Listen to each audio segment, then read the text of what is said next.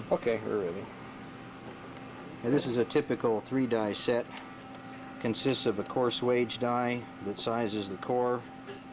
This is a core seating die, which will seat the lead core in the jacket, and a point forming die that will actually form the nose of the bullet. Very conventional set. And this is the standard press, the CSP-1. We call it the Series 2. It has a double stroke capacity and a clip that retains the pin. It has 2 strokes so that it can, in the long stroke, it can do 2 things. It can emulate the stroke of a reloading press, so reloading can be done in this press by putting the pin in a long stroke position like this. Or in some cases, when a jacket is being drawn down to a smaller size, the extra stroke enables you to draw a long jacket fairly easily. For our purposes just now, we will be using the press in the standard swaging stroke, which is the one close up. You can see by the geometry of the toggle that the farther away from the pivot that the ram pin is, the longer the stroke's going to be. In this particular case, we're going to use the short stroke. There's a little clip that retains it. Fairly obvious once you have the press in your hand. This is a stop pin that ejects the piece from whatever die. This should be left in place anytime a normal core swage or core seat punch is used, and the end of the stop pin picks up the back of the punch as the ram is returned, and it causes the bullet to be ejected, or the core in this case to be ejected out top of the die. When we get to the point form punch, we'll need to pull the stop pin out just a little ways and insert the ejector pin, which is much smaller than the internal punches, and drop this down in there and push the pin in so it registers in the notch there. That way it will retract the ejection wire from the die so it's not up in the die cavity during the course of the point forming, but also will allow the bullet to eject as the die comes down over the top of the wire. It's held in place by this same stop pin. About the only remark I would like to make about general use of this press is that occasionally there'll be something hang up in a die due to lack of lubrication or improper sizing of the piece that's going into the die, or for some other reason you'll have what we sometimes refer to as a stuck bullet or stuck jacket, and that's be obvious when the handle starts to return. If an inordinate amount of resistance is felt on the upstroke, do not force the handle, because what will happen is it will probably bend the stop pin inside the press, and this is almost invariably done when somebody tries to force return the handle when there's a stuck projectile inside the die.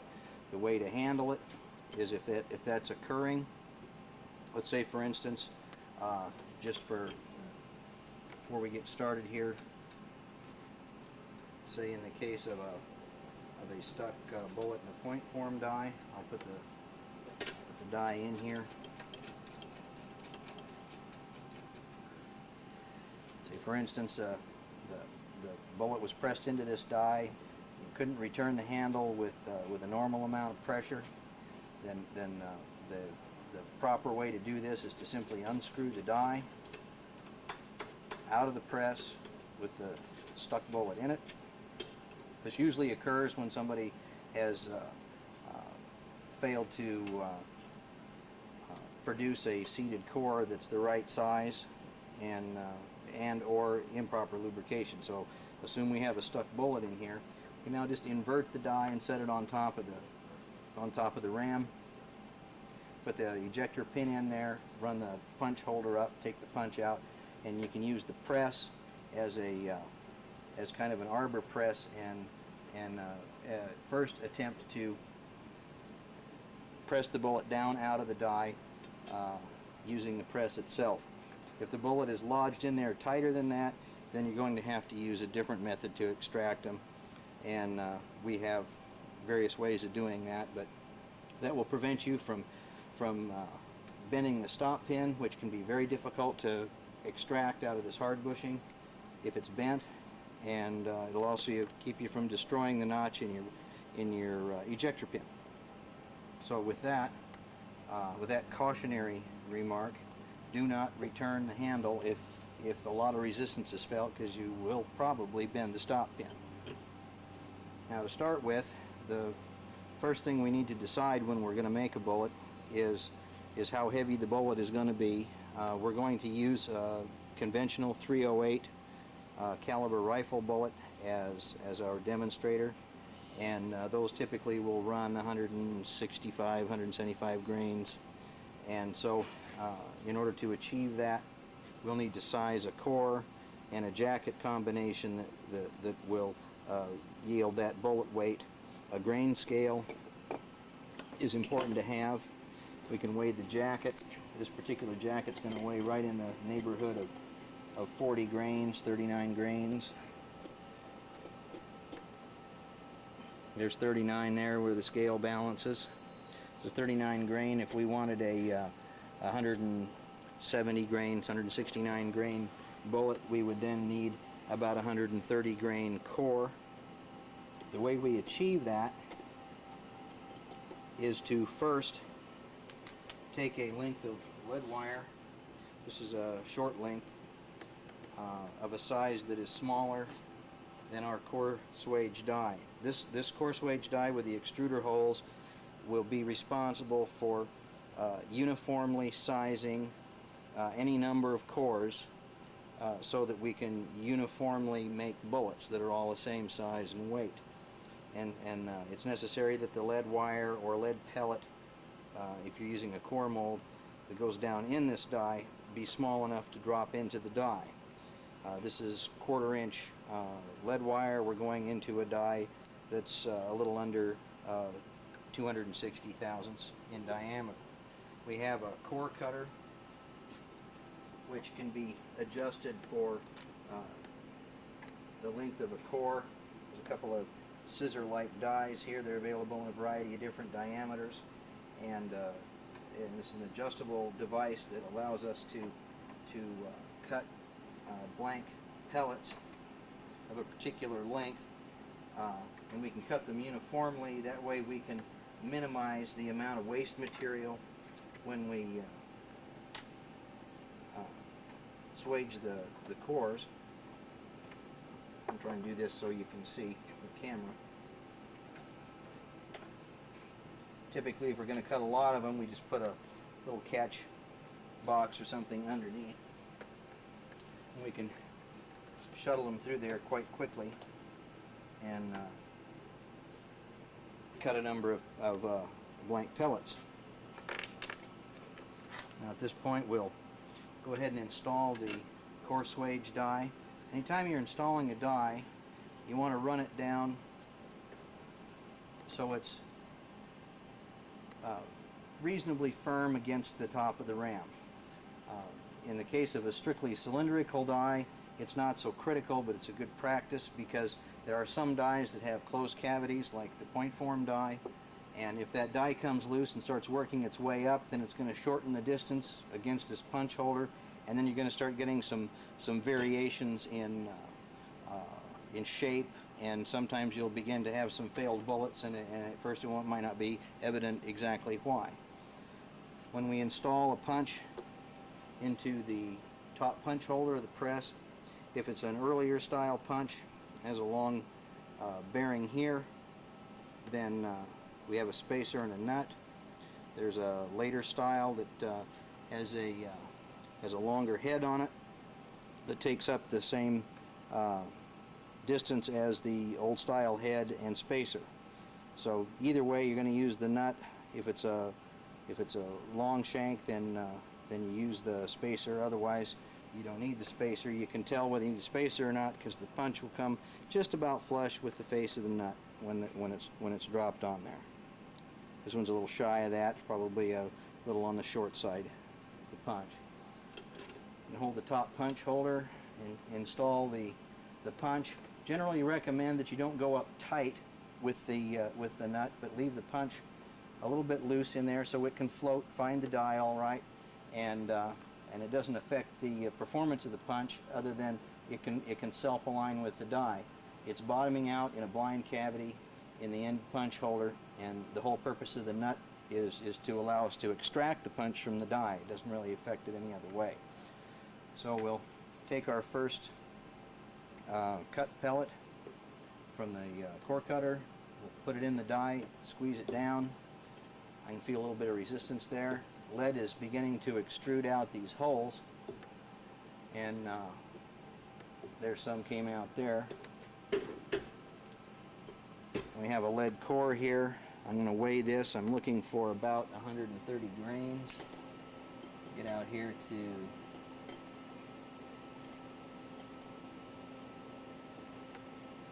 it's just about where we are. We're at there's 128, 129, just about 129 grains. So that'll give us a 168 grain bullet. Sometimes you arrive that quickly. Since we now have a core that's sized the way we want it, and we want all the cores to be the same size, now take these top knurled nuts here and bring them down and lock this punch holder in place. And now the punch is going to go the same depth into the die every single time, and so we can shuttle quite a number of these pre-cut cores through the coarse wage die, and every one of them is going to weigh just the same, assuming that the lead that's being used is consistent. The purer the material, the more consistent it's going to be.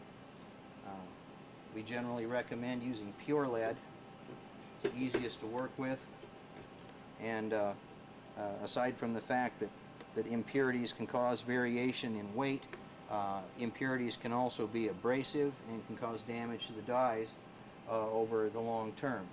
Wheel weights, for instance, oftentimes have all manner of road grit embedded in them, and if that's not removed from the lead in some way, you can rapidly deteriorate the die set. So that's how we make the cores, and we have 4 of them here that are all uniformly sized, 229 grains. It's going to be necessary, if you're going to be at all serious about your bullet making, to obtain a grain scale of some kind. There are a variety of different brands out there. Also, another item that will be necessary is a micrometer that reads in not only thousandths but 10,000ths of an inch. Reloading operations are oftentimes handled very easily with a dial vernier caliper. You can't do that with bullet swaging because we size things very closely from one step to the next, and if we don't have an accurate way of measuring within a couple of 10,000ths of an inch, then we're going to get some random results, and typically the kinds of problems associated with failed bullet production involve stuck bullets and those sorts of things, and they're often traced back to the inability of the user to determine exactly what size his pieces are going into the die. And so just the fact that you have the micrometer and can use it will circumvent a lot of problems down the road that can occur as you go from one step to another.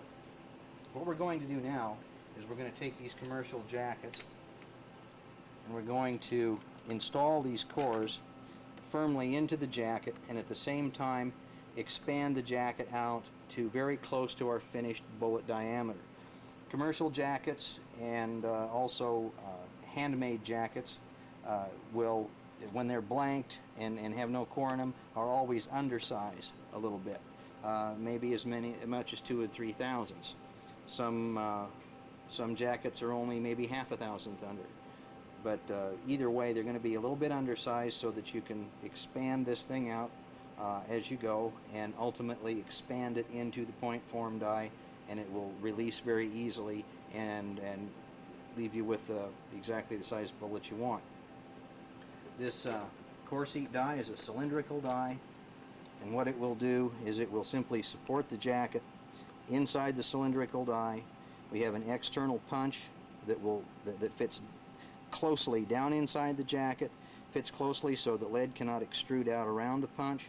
Different jackets require different external punches. The punch has to fairly closely match the jacket. If you have a variety of different jackets, you're going to have a variety of different external punches to seat cores with.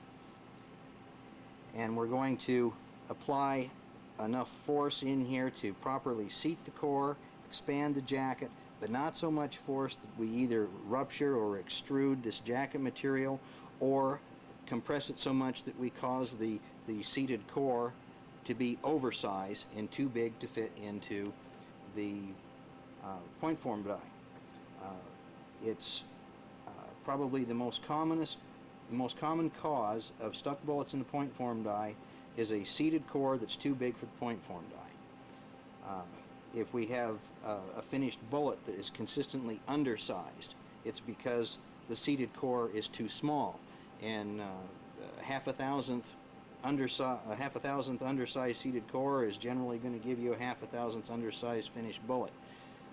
Too large of a seated core, if it doesn't stick in the point form die, you're going to end up with a large oversized bullet. So probably the most critical step in the preparatory part of the bullet making sequence is the size of this seated core, because the finished product coming out of the following step, the point form die, is directly associated with what happens in this core seat die.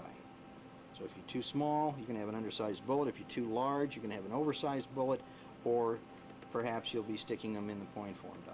So with that, we'll go ahead and install this core seat die into the press just like we did before. I'll loosen this punch holder, back it off a little bit so that I can find my adjustment. Again, we have a earlier style punch. We most frequently will label all the punches according to caliber, and also there'll be an identifying letter. If it's a C, it's for core seat.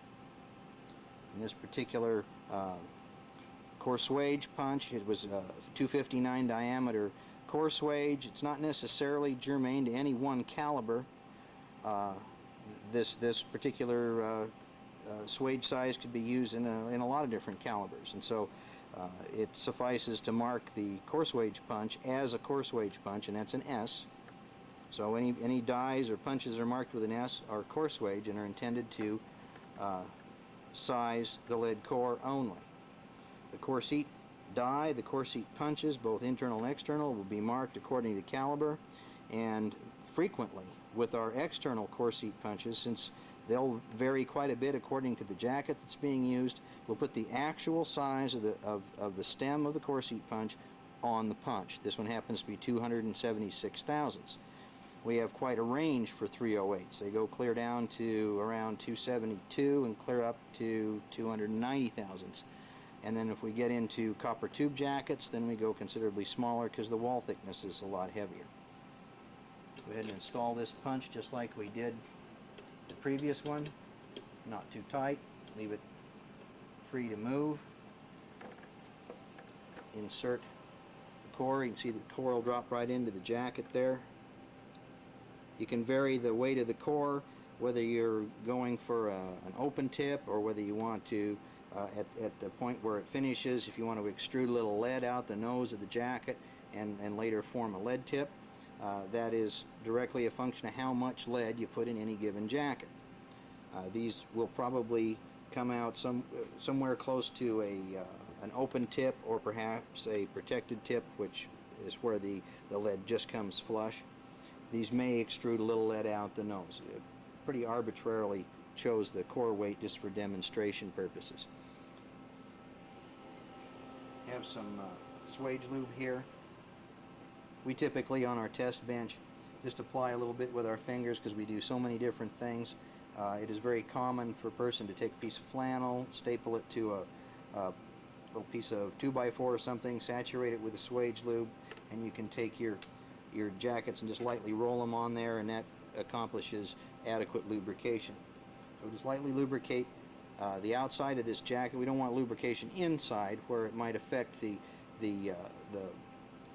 mechanical grip of the lead inside that jacket, so we want to keep it out of there. But we want to lubricate the outside of this so that it will release from the core seat die easily. Sometimes I'll just put just a very passive amount on this punch just to get me started.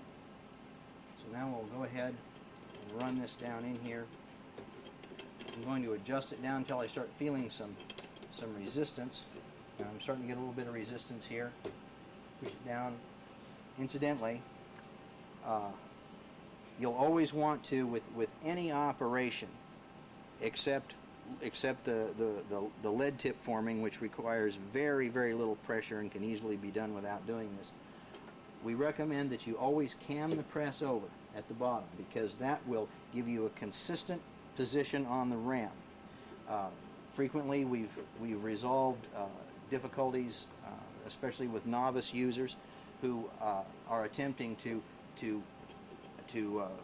apply pressure at about half mass with the handle. They can't get consistent pressure. They don't realize the benefits of camming the press over. You know, to get a consistent distance, a consistent pressure, everything remains consistent. If you want consistent results, every step of the process needs to be consistent. If there's any randomness anywhere, you're going to end up with randomness on the far end. That's just the way it is. So I'll go ahead and assuage that way. Getting a little bit of lead flashing here, which would indicate that I could use a little larger punch or a little smaller core. That's a good example. I have a slightly lighter core here. Maybe I'll try it in the next one, and maybe I'll just go with a little bigger punch. Typically a commercial jacket has a wall thickness that gets heavier as you descend towards the base of the jacket. So if you're going to deeply seat a core, you probably need a little smaller punch than you would if you were going to seat them very close to the mouth.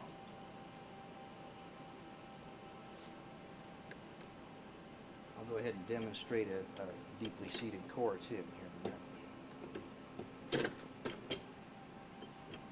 Now see, this is a little cleaner seat on this one. I went to a 277 punch instead of a 276. And then what I'll do is I'll grab a micrometer here and we'll mic these and see how we're doing.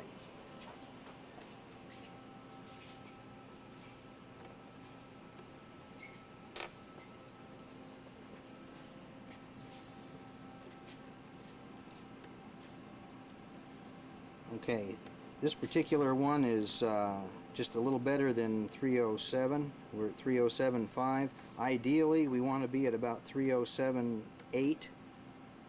And many micrometers that you might get at a swap shop or something won't have the 10 thousandths graduations around the perimeter of the thimble.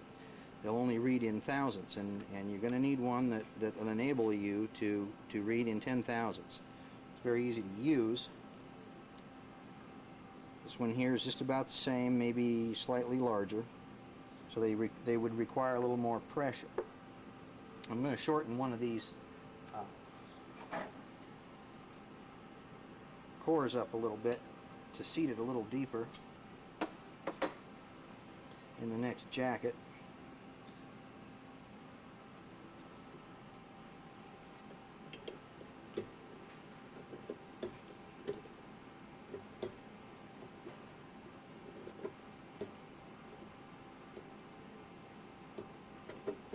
Seated that one a little more firmly. You can see it's down in there quite a bit farther. We get consistent cores and everything. Now this is just about right, almost a little heavy. We're just barely under 308, about 307.9. We come around here and look at the 10 thousandths. We're just almost 308 exactly. We can get away with that. We don't want it any more than that. I'm going to re-swage these other ones to get them out there a little bit.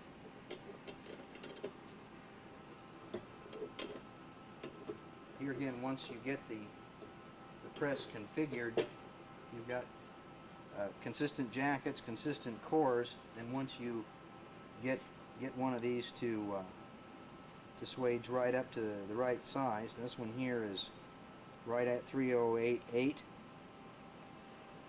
Is 307, not quite 308. Come around here to where find the line that lines up, and it's on the 8. Works a lot like slide rule. So this is 0.3088 according to this micrometer. Just about what we want. I'm going to do another short one.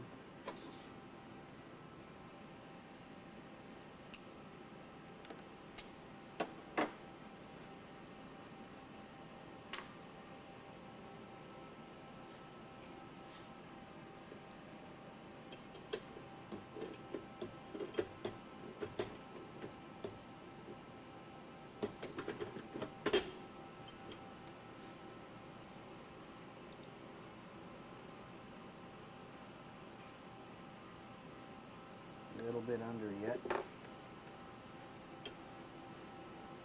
Once I find my place with the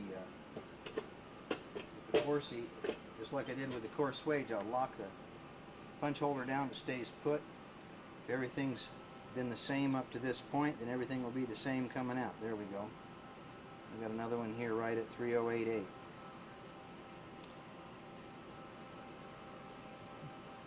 You can't read this with a vernier caliper. Can't read it accurately enough. So that's how we seat the cores. I want to re-emphasize the importance of seated core size as it pertains to the size of the finished bullet and the propensity for sticking the bullet in the point form die. This is the point form die. This is the one that's going to finish the nose of the bullet, conventional flat base bullet. We have it marked as 308. It says P6, that means it's a number 6 Spitzer ogive. Frequently we will put the ejector pin diameter on the die as well, simply because that varies quite a bit depending on caliber and which ogive is used.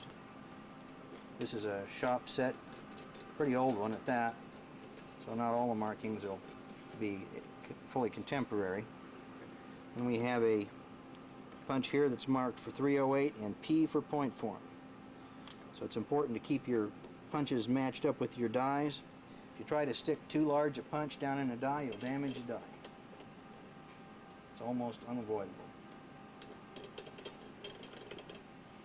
And here's what we're going to do. We'll put a little lube on the outside of the jacket, lubricate it down into the point form die. Push it down in there. With a little experience, you'll be able to kind of tell by feel how far it wants to go. I'm going to fall a little bit short with this one. Just show you how I can kind of progress along. So you're starting to close the point of that jacket up. So you get this thing adjusted for your first bullet. Come on down a ways.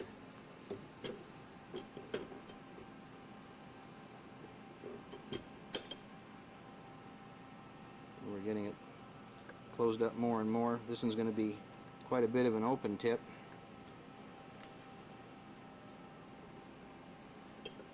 Go in and out of the point form die too many times starts tightening up in there too, so you have to kind of watch out for that. You can expect that the open tip is only going to be available down to about the size of the ejector pin, because it goes up through a hole in the bottom of the die. When we have extremely long pointy ogives, then we'll typically use a smaller pin in order to enable a tighter nose. But this one here, we're not going to be able to go much farther and still get it out of there without damaging the nose of that jacket. That pin's going right up inside there, and I'm having to pull it off a little bit. So that's a pretty good example of an open tip. Take one of these other ones here with more lead in it. I won't go anywhere near as far because the lead's going to extrude right out the nose of that. You can see here I'm getting lead out already. There's quite a bit of lead there. I can trim that off in this particular case just for purposes of demonstration. If I was going to make a lead tip bullet, just a conventional lead tip bullet, I'm camming the press clear over,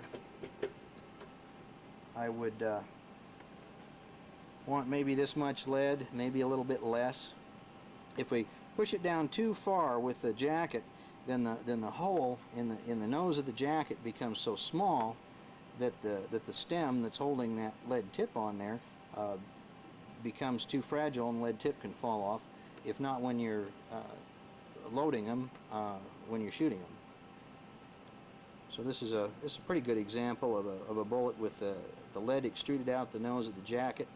This would now go into a lead tip die, which has a closed cavity punch, very much like this one, only it has a cavity in it that matches the shape of the nose of the bullet, and it just lightly forms the lead and blends it with the jacket, and you end up with a conventional looking bullet. But the primary message here is to impress upon the listener that lubrication and size and always camming the press over allows you to consistently build bullets without many of the attending problems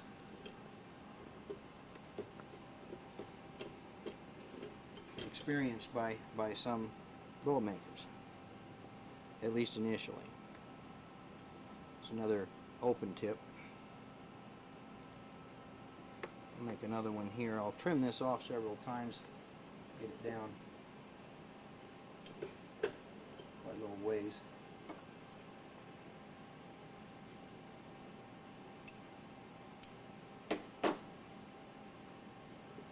Got quite a bit of variety in lead tip or core size here during this demonstration.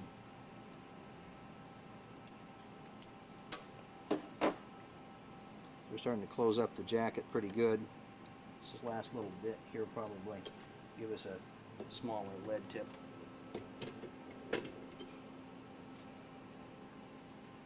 Bullet's starting to tighten up in that die a little bit.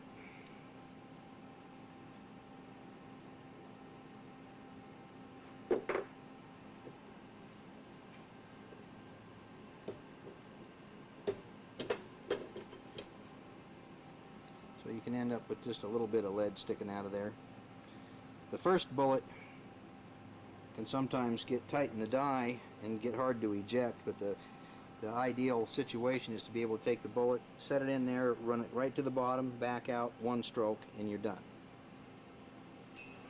Let's see what kind of size we get here. We're right on 308.